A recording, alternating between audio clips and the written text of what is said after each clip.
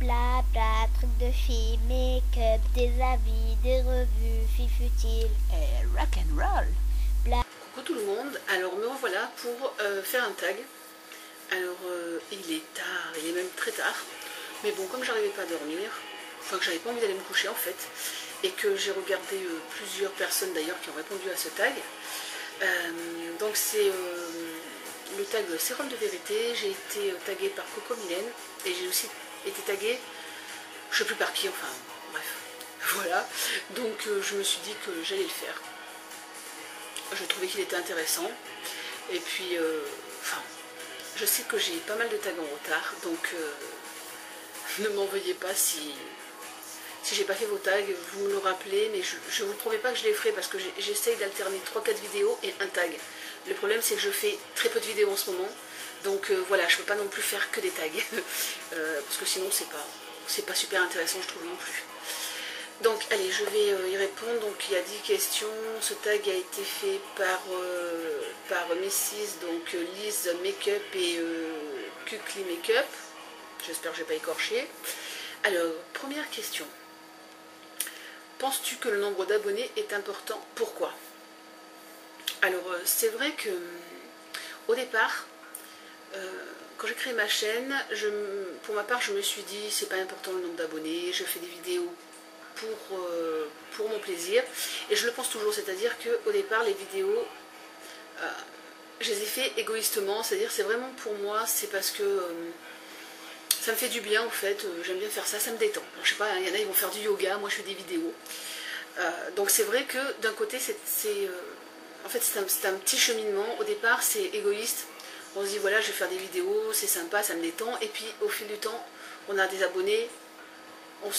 Moi je suis arrivée à 50 abonnés, j'ai dit mon dieu j'ai 50 abonnés, et puis j'en ai eu 100, j'en ai eu 200 et tout, et je suis quand même, et c'est vrai que je suis contente, mais enfin c'est pas le truc premier en fait, c'est pas le truc qui doit être obligatoire, impératif d'avoir des abonnements, mais c'est vrai que ça fait plaisir en fait. Voilà, c'est pas avoir de l'orgueil, mais je pense que les autres filles seront comme moi, elles diront ça nous fait plaisir. Voilà, on a des abonnés, on se dit oh chouette, ça intéresse des gens ce qu'on fait, ou on nous laisse des petits messages sympas en disant ouais j'aime bien ce que tu fais, tout ça. Voilà, c'est toujours très agréable. Maintenant ce que j'aime pas, et je ne suis pas la seule, c'est quand quelqu'un s'abonne et qui dit ouais je m'abonne à ma chaîne, abonne-toi. J'ai l'impression qu'on a 10 ans. Voilà, c'est ah j'ai un Pokémon, tu veux pas un Pokémon toi aussi? Vous voyez le truc quoi. Voilà, donc c'est juste ça qui me dérange un petit peu, parce qu'un abonnement, enfin, quand on s'abonne à une chaîne, c'est que ça doit nous intéresser. C'est vrai qu'au départ, quand on fait, donc quand on commence à faire YouTube et tout, peut-être on se rend pas trop compte de ça, et qu'on s'abonne peut-être un petit peu pas à tout et n'importe quoi, mais on s'abonne peut-être facilement. Moi je dis honnêtement, je ne suis pas abonnée à énormément de chaînes, parce que déjà j'ai du mal à voir les chaînes de mes amis, donc j'essaye d'avoir des chaînes qui m'intéressent vraiment, voilà, tout simplement. Mais pour donc revenir à la question, c'est important, mais ce n'est pas essentiel, voilà. Alors, achètes-tu plus de maquillage depuis que tu suis des youtubeuses beauté? Alors oui et non, c'est-à-dire que avant de connaître donc la communauté YouTube beauté, j'étais déjà addict. Donc j'avais déjà beaucoup de produits, je m'achetais quand même pas mal de choses. En fait c'est en deux temps le truc, c'est-à-dire que j'achète plus de choses depuis que je suis sur internet. Voilà, avant déjà d'être sur YouTube, déjà depuis que j'ai été sur internet, j'ai acheté beaucoup plus de choses, parce qu'évidemment par internet on peut acheter des choses de partout dans le monde, voilà, donc j'ai commencé à acheter beaucoup plus de choses et à faire moins d'achats dans les magasins en fait. Franchement je fais, j'en reparlais je sais plus avec qui, je parle en général mes produits beauté, enfin je parle vraiment en général, mais plus de 60-70% j'achète sur internet quoi, donc c'est quand même énorme. Mais pour revenir encore une fois à la question, disons que j'ai eu une période, quand j'ai commencé à regarder les youtubeuses, où j'ai un peu abusé. Voilà, j'ai un peu abusé avec certains produits de marque, comme pour pas citer le coffret Urban Decay des 15 crayons, donc des 15 ans, que franchement j'aurais dû m'abstenir, par exemple. Par exemple, voilà. Et je me suis un petit peu lâchée sur d'autres trucs, mais j'étais déjà addict avant, j'étais déjà quelqu'un qui se maquillait beaucoup avant. Donc voilà. est-ce que le fait d'être sponsorisé pourrait te gêner? Que penses-tu de celles qui le font? Alors ça c'est une question aussi, j'ai répondu plusieurs fois. Alors je suis sponsorisée par Cocomilène, c'est-à-dire que Cocomilène, elle est dans tous mes concours, elle participe en fait, parce que voilà, c'est un truc entre nous, donc c'est comme ça, évidemment je ne la force pas, c'est qu'elle veut bien le faire. Donc ça a été mon premier partenariat en fait, voilà, il a été avec Cocomilène. Et après j'ai demandé à des marques, à des créateurs, voilà.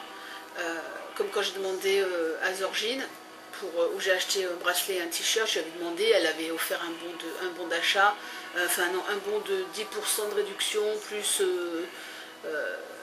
de petits cadeaux en fait.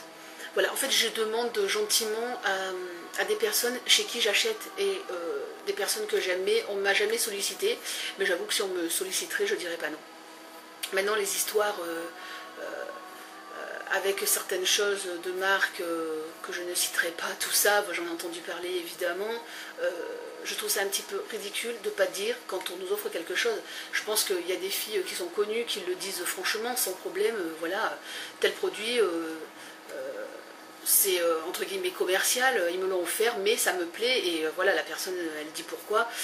Je prends par exemple Hélène, c'est son métier, elle est blogueuse, donc Hélène, elle parle de produits qu'on lui offre, mais elle est toujours très franche sur ses produits, donc elle a un blog positif, donc elle dit jamais de mal des produits, en fait, parce qu'elle parle que de ceux qu'elle aime bien. Mais voilà, enfin, je veux dire, je pense qu'on peut faire... je pense qu'on peut être entre guillemets sponsorisé et dire franchement ce qu'on pense des produits, quoi. Mais moi franchement je trouve ça super si on peut si on peut avoir des produits, en faire profiter les autres dans des concours, tout ça, voilà. Moi personnellement je demande jamais, enfin je demande rien pour moi, c'est juste pour mes abonnés, quoi, pour faire des petits cadeaux, des petits plaisirs, parce que bon, comme j'ai pas énormément d'abonnés, j'achète quand même beaucoup de choses, donc voilà. Mais moi je trouve ça génial, quoi. Donc tant qu'on est honnête, voilà. Quatrièmement, que penses-tu des vidéos haul, de cette façon d'étaler ses acquis? Donc les revues, je sais pas pourquoi il faut toujours parler en anglais. Donc les vidéos revues, j'en fais. J'en ai fait quand même, ouais, j'en ai fait quand même pas mal. Et ces temps-ci, je suis plutôt sur des produits bien spécifiques comme les produits asiatiques. Ben, d'ailleurs, ma vidéo juste avant celle-ci, c'est une revue donc sur Gmarket et sur Bonjour HK. J'essaye de faire des revues sur des produits peut-être qu'on voit moins. Ou des produits, par exemple, que je reçois un petit peu en avance. Comme par exemple quand j'ai eu la palette Urban Decay pour les 15 ans, que j'avais commandée aux États-Unis, que j'ai reçu vraiment quand elle est sortie en France tout juste, qu'il n'y avait pratiquement pas de stock. Moi j'ai fait une vidéo pour montrer les couleurs, tout ça.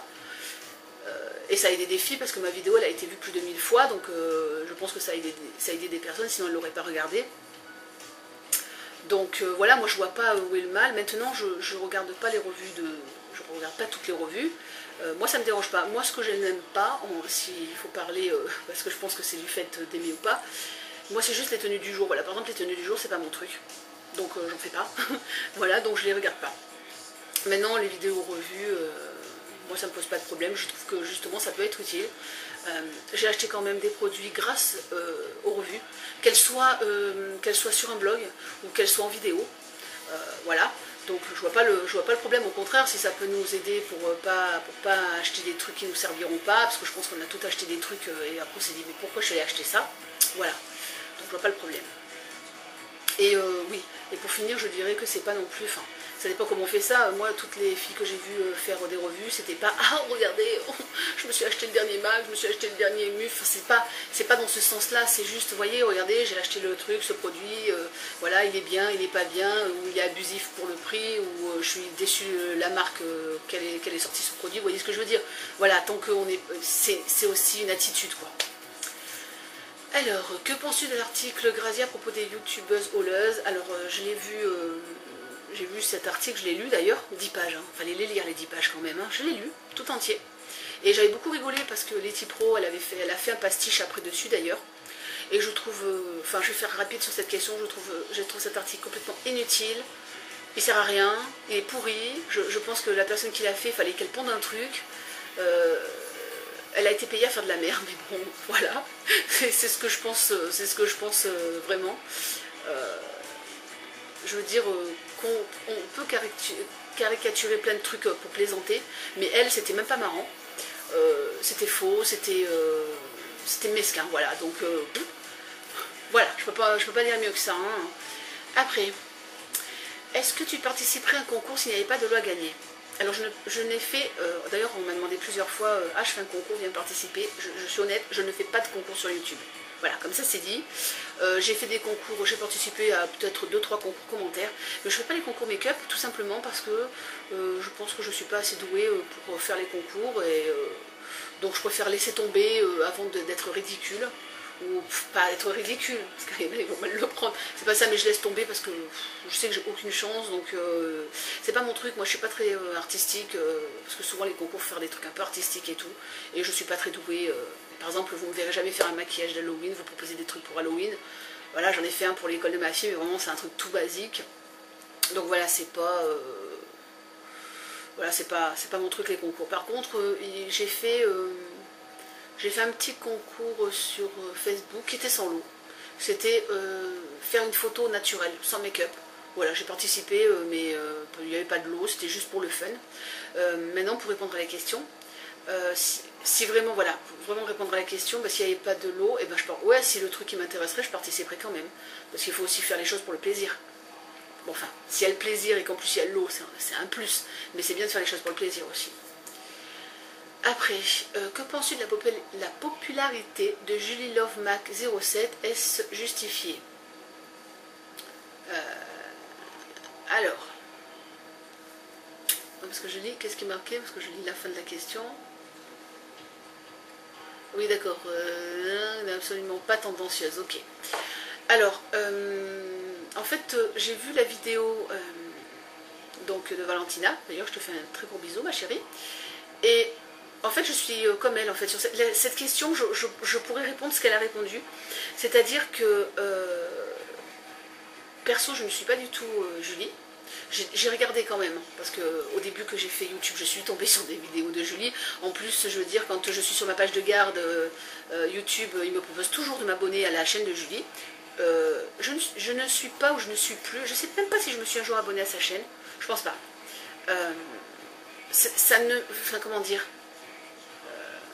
je sais pas comment expliquer ça. En fait, la chaîne de Julie, elle n'est pas faite pour moi. Il n'y a rien pour moi sur la chaîne de Julie, donc je n'ai absolument rien contre Julie, je ne la connais pas. Mais il n'y a absolument rien pour moi. Voilà, donc maintenant je comprends tout à fait qu'elle ait pas mal d'abonnés, qu'il y a beaucoup de gens qui la suivent parce qu'elle est accessible. Enfin, ce qu'elle fait, c'est accessible à tout le monde. Elle est fraîche, elle est charmante, elle parle bien, elle présente bien, ses vidéos sont propres. Donc voilà, je comprends tout à fait. Mais moi, je ne suis pas son public. D'abord, je crois que je suis trop vieille. Et puis, je veux dire, par mon look, par mon machin, voilà, ça ne me correspond pas. Mais la popularité, est-ce qu'elle est justifiée? Ben oui, parce que si elle n'avait pas quelque chose, cette fille, elle a un petit quelque chose en plus pour avoir autant d'abonnés. Donc si elle n'avait pas ce petit quelque chose en plus, elle n'aurait pas les abonnés.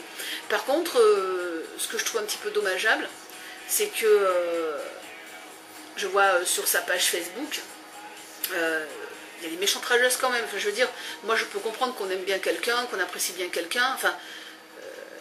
Moi, j'ai jamais été fan à fond de quelqu'un, donc peut-être je ne comprends pas ce concept, mais je trouve qu'il y a des personnes, c'est un peu grave, quoi.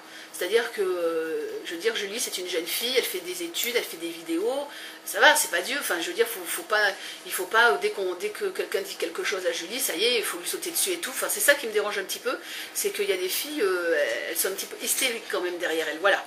Mais à part ça, voilà, je trouve que c'est quelqu'un de très frais et que si ces vidéos peuvent aider des jeunes, elles peuvent aider pour prendre des produits, tout ça, voilà, je trouve ça très bien. Après, contrôles-tu...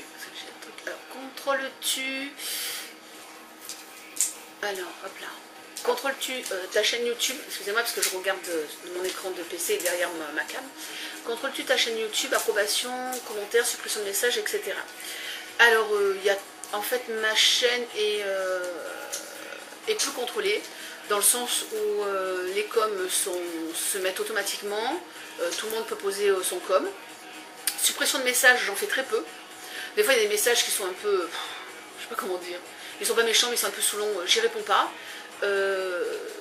Si j'ai le temps, si je suis décidée, je réponds à certains messages gentiment. Mais voilà, ma chaîne n'est pas super contrôlée. Je laisse la possibilité de mettre les pouces en haut, les pouces en bas. Je sais pas pourquoi, parce que ça sert à rien en fait. Qu'est-ce que ça peut me foutre si il y a 10 personnes qui mettent un pouce en bas, ça m'aidera pas. Je veux dire, ou que j'en ai 3 ou 4, ou ça m'aidera. ça m'aide en rien, c'est pas. Je veux dire, c'est pas positif comme truc pour avancer. Vous voyez, la critique positive, voilà, ça peut servir, mais là je vois pas. Mais je l'ai laissé parce que, je sais pas, je l'ai laissé comme ça, pour dire que je l'ai laissé. Mais je rigole parce que chaque fois que je mets une vidéo, chaque fois, mais je crois qu'on y a tout droit. Chaque fois que je mets une vidéo, ma vidéo elle n'est pas postée depuis 1 minute, qu'il y a déjà quelqu'un qui me met un pouce en bas. Je ne sais pas. Enfin, ça doit être un jeu, je sais pas. Voilà. Donc voilà, très peu, voilà. Donc très peu. Ma chaîne elle est assez libre. Le seul truc c'est que j'autorise pas à ce que mes vidéos elles soient importées en fait, qu'on puisse les mettre ailleurs. Mais voilà, sinon, voilà, ça m'est arrivé d'avoir 1 ou 2 commentaires qui servent à rien. Je l'efface et puis voilà, mais c'est très rare. J'avoue que c'est rare et je touche du bois que ça reste comme ça.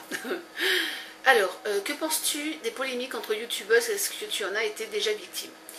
Alors, des polémiques entre youtubeuses, mais moi j'ai vu des trucs hallucinants. Non mais sérieux, c'est qu'au début que je suis arrivée sur YouTube, quand vous ne connaissez pas, dès que vous voyez un problème, vous comprenez vite comment ça se passe. Ah mais moi si j'ai vu des trucs hallucinants, c'était à l'époque où il y avait encore Lettre. C'est Lettre qui a eu des problèmes surtout. Et mais j'ai vu des trucs, mais non, mais elle me racontait des trucs, elle m'a fait lire des messages, mais parce qu'on était quand même vachement proches, donc elle me faisait lire les messages et tout. Mais il y a des gens, il faut qu'ils se fassent soigner de la tête, hein. Et c'est pour ça aussi, c'est aussi pour ça qu'elle est partie, parce que bon voilà, elle n'avait pas envie de se prendre la tête plus que ça. Mais il y a des gens, ils sont malades dans leur tête, hein. Moi je dis, je sais pas, les gens prenez des Tranxène, du Xanax, ou allez voir un psy, hein, parce que voilà. Hein. Maintenant, est-ce que j'ai été victime? Non, pas vraiment. Pas vraiment. Après des personnes que je connais, oui, et ça m'a fait un petit peu mal au cœur, parce que des fois on peut être déçu. Bon, maintenant je suis pas dans les histoires des autres, mais ça m'a fait, il y a des choses qui m'ont fait un petit peu mal au cœur, comme Coco qui lui est arrivé des petits soucis. Voilà, ça m'a fait aussi, ça m'a fait, elle méritait pas, donc ça m'a pas fait super plaisir pour elle. Mais bon, moi je dis voilà, les rageux et tout, c'est bon quoi. Voilà. Après, si une personne que je connais, elle est dans les soucis ou quoi, je m'en mêle pas, mais du coup ça me fait poser ça me fait poser des questions, mais en même temps c'est pas mes histoires quoi, donc voilà, moi je me mets dans rien, j'ai pas le temps pour ça, donc voilà. Si vous pouvez éviter de me mettre dans des histoires, voilà, ce serait cool. Voilà, donc vraiment, comme on dit, on n'est pas sur YouTube pour se prendre la tête comme ça, ou je sais pas, ou alors sinon c'est qu'on n'est pas fini ou qu'on n'a pas de vie. Enfin, je crois que comme beaucoup de youtubeuses, j'ai une vie en dehors du YouTube. Elle est même YouTube à côté, c'est comme ça, à côté de ma vie, comme tout le monde, je pense. Donc voilà, j'ai pas envie de me prendre la tête, quoi. Après, enfin, est-ce que pour toi aussi avant YouTube, un Max était soit le patron d'une fille de mauvaise vie, soit, ah oui, soit, je regarde les questions, soit la création de Steve Jobs, paix à son âme. Alors, honnêtement, avant de faire YouTube, Mac, je ne savais pas c'était quoi, honnêtement. Mais j'ai jamais pensé que c'était ou l'un ou l'autre en fait. Parce qu'en fait, dès qu'il y a un mot que je ne sais pas ce que c'est, je le tape sur Google. Je le demande à personne, je tape sur Google. Donc voilà, donc j'ai vite compris ce que c'était Mac en fait. Et puis bon, voilà, quand j'ai vu les vidéos après. Et non, sinon le plus, ça a été Muf. C'est Make Up Forever, je voyais plein de fois, voir partout Muf. Et je comprenais pas ce que ça voulait dire Muf. C'est pareil, je me suis pas pris la tête, j'ai tapé sur internet et j'ai vu que c'était Make Up Forever. Bon, je connaissais déjà Make Up Forever, j'achète des produits Make Up Forever depuis très longtemps. Puisqu'avant, on trouvait en grande surface, on trouvait des dérivés de Make Up Forever chez Carrefour, je vous parle de ça il y a 15 ans. Et donc voilà, moi j'ai connu Make Up Forever, personne ne connaissait, ça coûtait pas cher, quand je vois le prix maintenant, je meurs. Voilà, mais ces Muf, ça m'a marqué parce que vraiment je ne comprenais pas ce que ça voulait dire. Donc voilà les filles, quand vous ne comprenez pas un mot et que vous n'avez pas envie de passer pour une cruche, vous le tapez sur internet tout simplement. Donc voilà, j'ai fait le tour des questions. Donc je tag, écoutez, tout le monde qui regarde la vidéo et qui ne l'a pas fait, parce que je sais qu'il y a énormément de personnes qui ont été taguées. Voilà, je fais un gros bisou à tout le monde. Je vous dis à très vite sur YouTube et sur Facebook. Et puis je dis bonne nuit alors, parce qu'il est plus d'1h du matin. Tchuss and rock and roll. Bla bla, truc de filles, make-up, des avis, des revues, filles futiles et rock and roll.